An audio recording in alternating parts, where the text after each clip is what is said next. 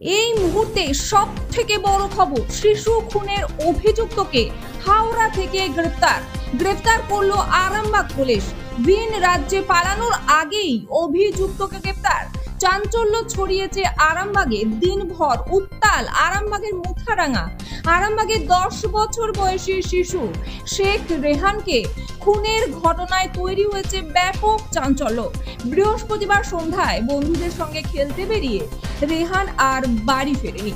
পরিবার ও আরামবাগ থানার পুলিশ রাতভর খোঁজাখুঁজি চালিয়েও তার সন্ধান মেলেনি। শুক্রবার সকালে আরামবাগ থানার আইসির নেতৃত্বে বড় সড় তল্লাশি শুরু হয়।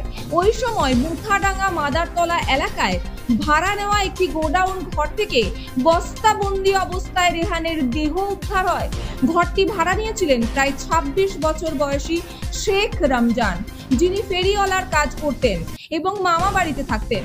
রেহান নিখোঁজ হবার পর রাত্রে প্রতিবেশীরা খোঁজাখুঁজি শুরু করলে রমজান স্থানীয় একটি গ্রুপে শিশুটি নিখোঁজ বলে তথ্য দেন। পরে তিনি পলাতক হয়ে যান। দেহ উদ্ধার হতেই এলাকায় উত্তেজনা ছড়িয়ে পড়ে। ময়না তদন্তের পর দেহ বাড়িতে ফিরলে রেহানের মৃত্যুর ন্যায় বিচারের দাবিতে আরামবাগ তারকেশ্বর রাজ্য সড়ক অবরোধ করে ক্ষুব্ধ গ্রামবাসীরা। পরিস্থিতি সামাল দিতে মোতায়েন করা হয় বিশাল পুলিশ বাহিনী। সূত্রের খবর, পুলিশের দ্রুত তৎপরতায় পলাতক অভিযুক্ত রমজানকে হাওড়া স্টেশন থেকে গ্রেফতার করা হয়েছে।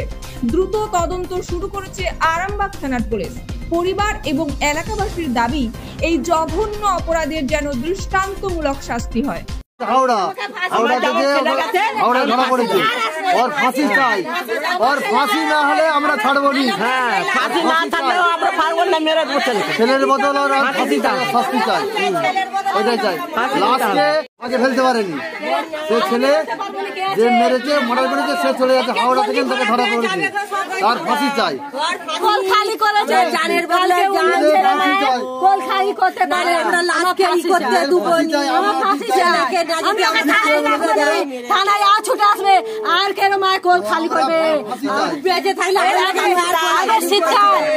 আগে শীতকালে ঘরে গাড়ি লোকে ঘরে লোকে গাড়ি যায়, আগুন কে লাগাইছো, দুশ্মনী করে কেন মারবে, ছেলে উপরে না যায়। এর আগে ওই ছেলেটা লোকে গাড়ি পুড়াইতো, লোকে ঘরে আগুন লাগাইতো, লোকে ধানে গাদাই আগুন লাগাইতো। ওই ছেলেটা ওকে কেউ ধরতে পারতো না, ও লুকে পারতো। কিন্তু এই কেসটা কালকে আমাদের বাড়ি বাড়ি সবাই খোঁজছিল, পাড়া লোক। ওই জানে ও লাশটাকে বাড়ি ফেলতে পারে না, তো ওই লাশটাকে আমার লেজে আগে ওখানে ফেলে দিত, শিয়ালে খালে তো। ওই জানে ও ফেলতে পারে না, ওই জানে লাশটা ওর ঘর থেকে বের